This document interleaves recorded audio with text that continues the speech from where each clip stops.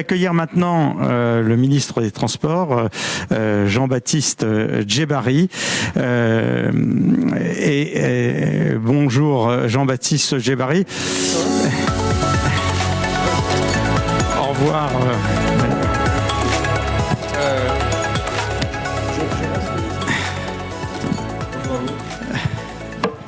Monsieur le ministre, on est heureux de vous accueillir. Vous êtes un fidèle du Paris Air Forum. Vous m'aviez raconté que depuis les premières éditions, tout de suite, vous aviez identifié que cet endroit que décrivait Augustin de Romanet, où toute la famille était réunie pour se parler, pas toujours pour être d'accord sur tous les sujets, mais que c'était une nécessité. Donc on est heureux de vous accueillir pour ce démarrage d'une édition inédite, 10 heures d'antenne en continu, donc vous ouvrez. Et je me tourne vers Fabrice Glesinski, qui est notre spécialiste à la tribune, et qui va vous poser des questions. Merci à vous. Bonjour à tous. Merci à tous les internautes d'être parmi nous pour ce Paris Air Forum. Merci à vous, Jean-Baptiste Djebbari, donc ministre des Transports, d'accepter de partager avec nous votre vision du transport aérien. Un secteur dévasté par la crise sanitaire qui doit non seulement lutter pour sa survie, mais aussi accélérer sa transition énergétique pour répondre à une pression environnementale de plus en plus pressante. Commençons par une lueur d'espoir, le vaccin. Aujourd'hui, on parle d'une vaccination en France possible au début de l'année prochaine. Dans ce contexte, quels sont vos scénarios de reprise pour le transport aérien ? Bon, d'abord, merci de l'invitation. C'est vrai que moi, j'avais découvert le forum il y a plusieurs années maintenant, comme professionnel de l'aviation. J'avais trouvé le format très intéressant, très éclairant. Et puis, c'est vrai d'avoir réuni comme ça tous les acteurs, finalement, au même moment, même espace, même temps, même lieu. C'était évidemment un moment intéressant et important. Je l'avais redécouvert comme député, puis comme secrétaire d'État. Et je suis ravi cette année d'être parmi vous dans des conditions un peu particulières. D'abord, vous avez raison de dire qu'on a deux enjeux, deux défis. Le défi de la reprise du trafic, je viens dans un instant sur le sujet du vaccin, et l'enjeu de la transition industrielle du secteur qui est déjà largement à l'œuvre. On y reviendra peut-être tout à l'heure, mais c'est aussi cet enjeu une lueur d'espoir, en tout cas un grand enthousiasme. J'ai présidé il y a 2 jours le Conseil des ministres Airbus. On a beaucoup abordé ces sujets de transition industrielle, d'avions low carbone, et on en parlera, mais c'est un vrai point d'enthousiasme pour les jeunes ingénieurs d'aujourd'hui, pour les territoires, pour d'une manière générale l'industrie européenne. Je crois que même dans les temps compliqués, il faut savoir aussi se saisir les opportunités et se retrouver, faire pack, faire bloc et faire preuve d'unité, ce qui est le cas aujourd'hui, tant au niveau du tissu industriel que du niveau du tissu politique européen. Le vaccin et la reprise du trafic. Bon, sujet évidemment connexe, puisque vous savez, à chaque confinement, chaque déconfinement, on voit le trafic reprendre, mais tant qu'on n'a pas de traitement efficace ou de vaccin sûr et efficace et massivement distribué, on voit bien qu'on aura des règles de frontières qui sont non harmonisées. On voit bien que la confiance des passagers ne reviendra pas. Et donc l'enjeu principal, c'est évidemment de restaurer la confiance, de maintenir cet environnement sanitaire contrôlé dans les aéroports, dans les avions, et que le vaccin y aidera pour beaucoup. Alors, nous, on essaie d'aborder ça au gouvernement de façon très ordonnée. D'abord, définir une stratégie vaccinale qui n'est pas de mon ressort, donc je n'irai pas sur ce terrain aujourd'hui, mais c'est évidemment très important. Savoir qui sera vacciné en premier, quelle population, quel professionnel, quel secteur, quelle catégorie d'âge, tout ça est du ressort du ministre de la Santé. Il aura à s'en exprimer prochainement. Il y a un élément qui est important pour nous, c'est la stratégie logistique. Et je veux le dire parce que l'ensemble des acteurs du transport aérien ont participé très largement à la chaîne logistique pour notamment acheminer les masques, les ventilateurs, notamment le groupe Air France, mais pas que. Et ça nous avait permis de densifier beaucoup le pont aérien à un moment où la France manquait cruellement de masques, notamment au tout début de la crise, à un moment d'ailleurs où la tension sur les masques était mondiale.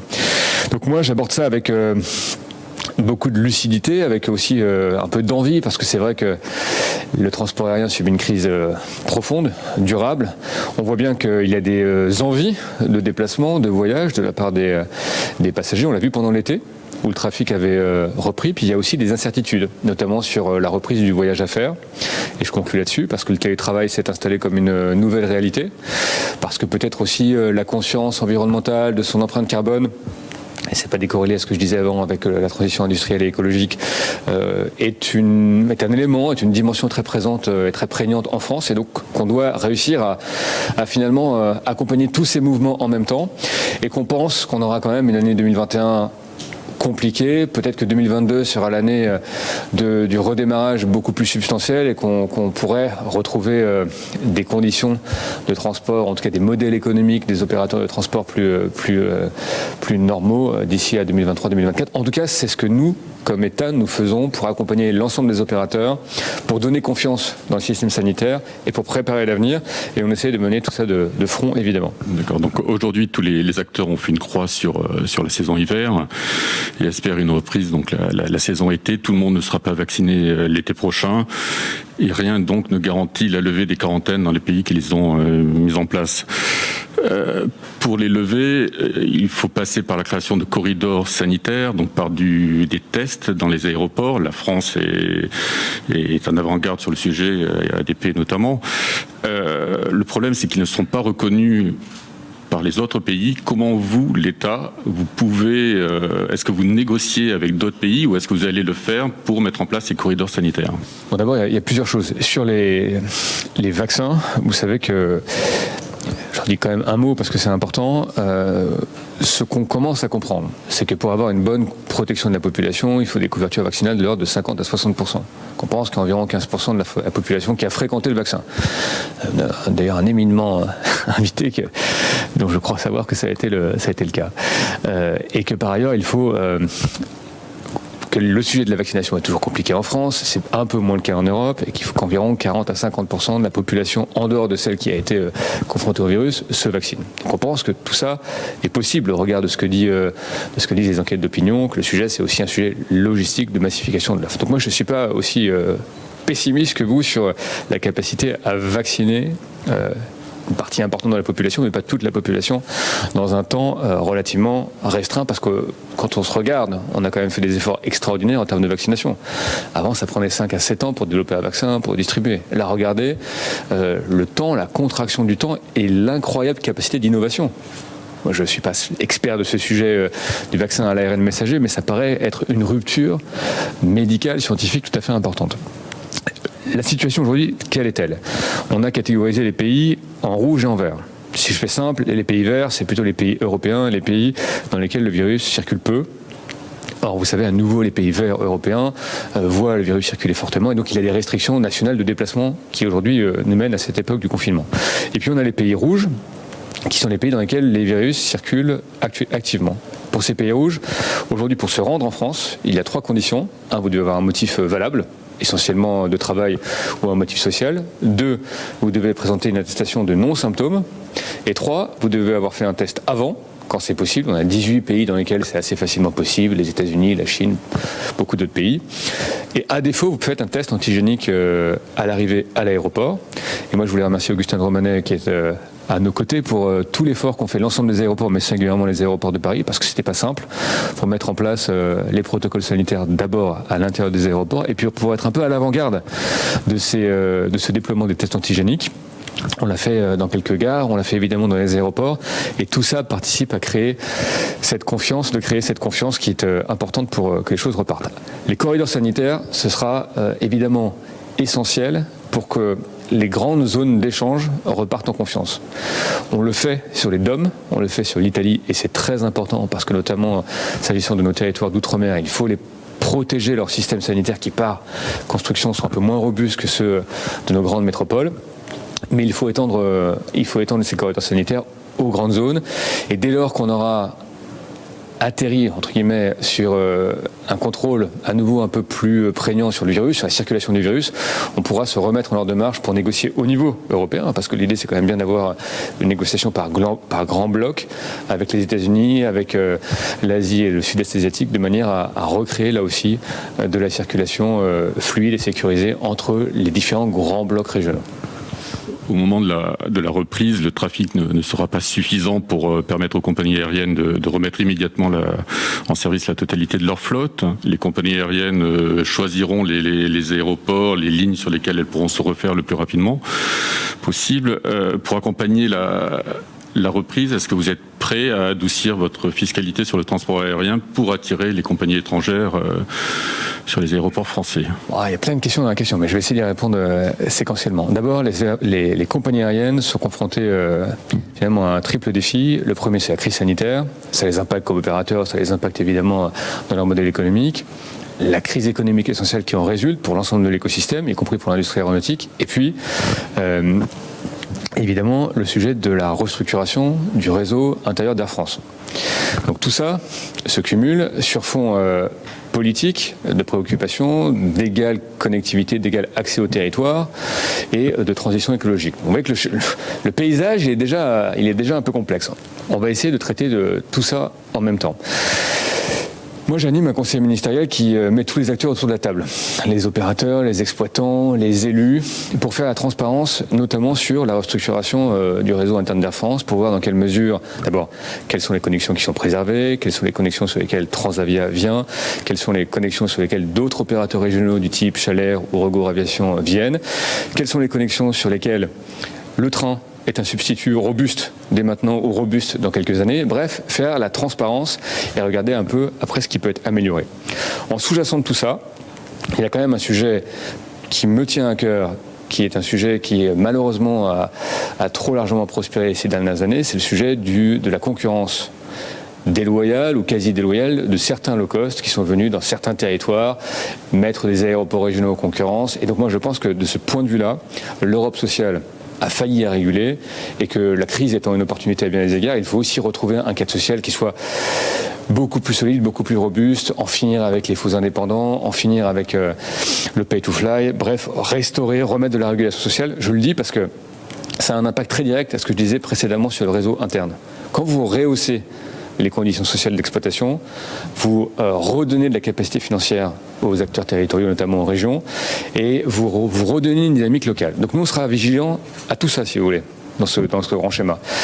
Et une fois qu'on a dit tout ça, le trafic sera ce qu'il sera. On a parlé tout à l'heure du vaccin. La reprise sera ce qu'elle sera. Et nous, on va essayer de tenir un peu tous ces fils d'une même main et à la fois d'accompagner les compagnies autant que de besoin. Et je le dis parce qu'on a beaucoup parlé d'Air France KLM avec des proportions qui sont évidemment très importantes du fait de la taille du groupe et de son importance stratégique pour la France. Et pas que pour la France, pour nos voisins néerlandais aussi. On sait bien que dans l'équation, on a nos aéroports, qui sont des actifs, d'abord des actifs stratégiques, qui sont aussi des frontières, qui sont aussi des acteurs à l'international, qui sont, bref, des acteurs extraordinairement importants pour l'État. Et on a l'industrie aéronautique, qui est en pleine transformation, avec, depuis quelques mois, vraiment la motivation et l'initiative, notamment des pays Airbus et d'Airbus au sens large de l'écosystème industriel français pour faire la transition, inventer les avions de demain. Et c'est un défi passionnant. Parce que si on arrive, nous, Européens, à inventer l'avion hybride, l'avion très bas carbone à horizon entre 27 et 35, on se recrée des avantages comparatifs incroyables vis-à-vis des Chinois qui ont encore un tout petit peu de retard sur ces sujets-là, mais qui vont très très vite et qui ont beaucoup de moyens, et vis-à-vis évidemment des Américains qui, une fois passé la transition pacifique un peu compliquée qu'ils vivent actuellement, auront eux aussi énormément de compétences, énormément de moyens et beaucoup d'idées. Donc moi, on essaie de tenir un peu tout ça de façon simultanée et coordonnée, et c'est enthousiasmant, mais c'est vrai que la réalité dira ce que seront les faits d'ici quelques mois. On y verra plus clair, en tout cas, sur l'ensemble de ces aspects. Vous avez évoqué le cas d'Air France. L'État a aidé le groupe dans la compagnie aérienne française à hauteur de 7 milliards, sous forme de prêts directs et de garanties de prêts bancaires. L'État s'apprête à aider une nouvelle fois le groupe. Les analystes parlent de 4 à 5 milliards d'euros. Notre confrère du Monde a même évoqué le chiffre de 6 milliards.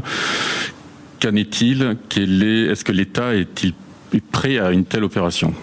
Moi, je réponds de deux façons. D'abord, l'État a dit être prêt à monter au capital dans des proportions qui sont importantes. Je ne confirme évidemment pas ces chiffres en l'état, mais l'État est prêt. Mais le sujet, c'est pas tant ça que de savoir ce qu'on veut faire d'Air France KLM. De savoir avec nos amis néerlandais, si on est prêt à une intégration plus forte du groupe pour être plus performant à la fois sur le marché européen et d'une manière générale pour l'empreinte de ce groupe au niveau mondial, et de savoir ce qu'on veut faire, nous Français, d'Air France-KLM, de Transavia, en termes de stratégie en lien avec les dirigeants du groupe. On sait très bien, en tout cas on anticipe, qu'une fois la reprise, beaucoup de compagnies étant en difficulté, le marché se contractant peut-être un peu, on aura de la consolidation dans le secteur aérien. Et donc de ce fait aussi, c'est une opportunité pour Air France-KLM, pour le groupe, pour Transavia, de croître, d'être conquérant. Donc moi, ce qui m'intéresse dans ce sujet de la recapitalisation, c'est quel plan stratégique et où est Air France-KLM dans 5 ans vis-à-vis de ses concurrents, comment on a réussi à recréer de l'emploi en France, comment on a réussi à maintenir la connectivité en région, comment on a réussi à peut-être réaliser de la croissance à l'intérieur du groupe, en lien avec des partenaires européens. C'est ça qui m'intéresse dans cette recapitalisation, plutôt plus que les chiffres qui, aujourd'hui, honnêtement, ne disent pas grand-chose aux Français, même si ce sont des chiffres qui sont massifs. Avec une telle aide, est-ce que vous ne créez pas une distorsion de concurrence à la fois en Europe, mais aussi à l'égard des autres compagnies françaises ? 2 points. D'abord, vous savez que tous les dispositifs d'aide sont validés, approuvés par la Commission européenne. Donc nous notifions à chaque fois, nous échangeons avec les commissaires en question. J'ai rencontré Madame Vestager il y a quelques semaines autour des sujets d'ailleurs qui n'étaient pas que aéronautique, mais aussi d'autres secteurs de transport, parce qu'on est aujourd'hui dans des aides massives des États pour soutenir leurs secteurs qui sont en difficulté. Et on sait, les transports sont des secteurs à très haute intensité capitalistique. Et puis, deuxième élément, l'État aide toutes les compagnies aériennes. Elles ont souvent des structures capitalistiques un peu différentes, elles défendent parfois des collectivités, elles ont des actionnariats privés ou publics, bref, mais l'État a mis en place des dispositifs différents en fonction des compagnies, de leurs besoins, pour toutes les compagnies aériennes qui en ont fait la demande. Je le redis parce qu'évidemment les chiffres pour un groupe comme Air France-KLM qui pèse 25 milliards ne sont pas tout à fait les mêmes que pour d'autres groupes plus modestes sur le plan du chiffre d'affaires, mais l'État a aidé et a essayé de trouver les systèmes, les dispositifs d'aide les plus adéquats possibles en fonction des caractéristiques des différents opérateurs. On a parlé de quelques opérateurs dans la presse, je le confirme que c'est un souci constant à la fois de Bercy et du ministère des Transports que de trouver, de faire en sorte que les opérateurs français puissent ressortir de la crise à égale capacité d'agir et nous sommes très mobilisés sur le sujet, notamment ces jours-ci. Et sur le dossier Corsair, justement, l'État est-il engagé et est-ce que ça va se décanter ? Oui, bien sûr. D'abord, je parle très souvent et largement d'ailleurs avant cette séquence du Covid avec Pascal de Isaguirre. C'est un dirigeant très très engagé pour Corsair, qui, vous le savez, a une structure capitalistique que vous connaissez, qui a un plan stratégique qui a peut-être un peu évolué quand on compare avec celui d'il y a quelques années. Donc nous avons, avec les services de Bercy, avec l'ensemble des parties financières concernées, soutenu ce dossier de manière à ce que Corsair puisse sortir de cette crise dans des conditions opérationnelles, financières, satisfaisantes et de manière à ce qu'elle puisse se relancer, parce que c'est un acteur important, notamment dans nos outre-mer, et que nous voulons là aussi maintenir plusieurs opérateurs, que la concurrence puisse s'exercer dans des conditions satisfaisantes et que les opérateurs, surtout ceux qui font des réformes internes importantes, comme c'est le cas chez Corsair, avec des accords sociaux qui ont été remis en question, avec des personnels qui sont extraordinairement engagés pour leur entreprise, on veut effectivement leur donner toutes les capacités de résister d'abord et d'agir demain. Alors, parlons un peu d'environnement. Parmi les propositions de la Convention citoyenne pour le climat, il y avait pour l'aérien la proposition d'alourdir fortement l'écotaxe. Il n'y a rien eu dans la loi des finances. Pourquoi ? Non, mais d'abord, je pense que le sujet sur la Convention citoyenne, vous pouvez le prendre de 2 façons. Soit vous répondez mesure par mesure, et c'est ce que nous essayons de faire parce qu'il faut faire le travail sérieusement, il y a des propositions qui ont été faites, mais il y a beaucoup de mesures qui ont déjà été transcrites dans les faits, dans les textes financiers actuels, dans les textes financiers passés, et puis il y a, au-delà des mesures individuelles, il y a le récit, il y a ce qu'on est en train d'essayer de faire comme stratégie coordonnée pour le transport aérien. Je parlais tout à l'heure de la transition industrielle du secteur, c'est énorme ce qu'on est en train de faire.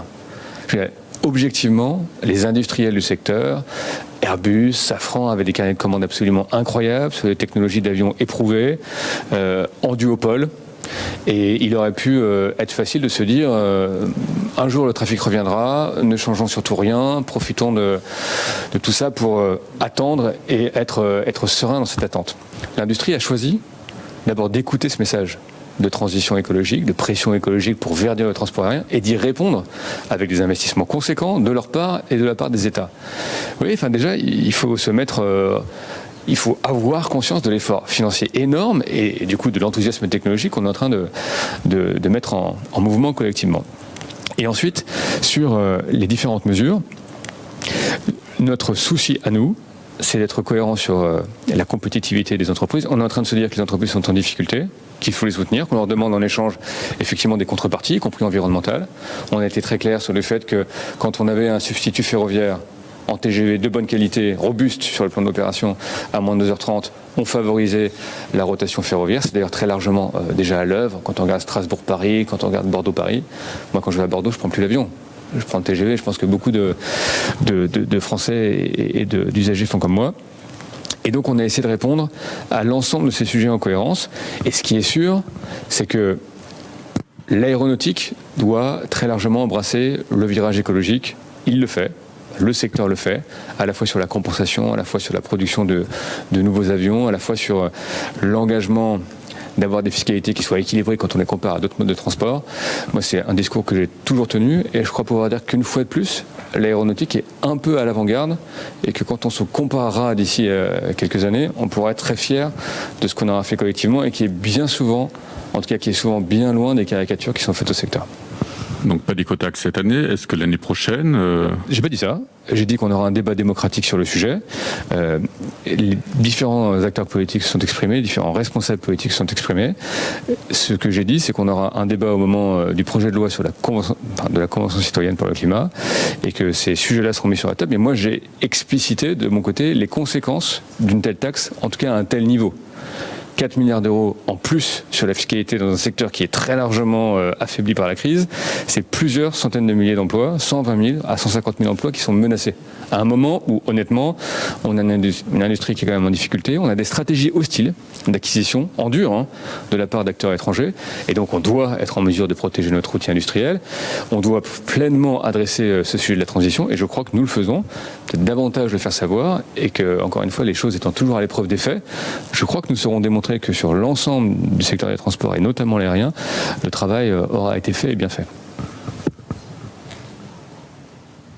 Bien, écoutez, nous arrivons exactement au temps que l'on s'était consacré. Donc on est vraiment, le transport aérien arrive à l'heure, une fois de plus, le démontre, ça réjouit Augustin Romanet. Donc merci, monsieur le ministre. Effectivement, la stratégie industrielle, si on veut relever le défi environnemental, il faut les lier. Et je pense que cette façon de votre approche est rassurante quand effectivement on a un tissu industriel, un transport aérien qui est un peu à terre. C'est pas en l'achevant qu'on peut reconstruire la souveraineté, l'indépendance et l'emploi dans notre pays. Je vous remercie Fabrice et Monsieur le Ministre. Et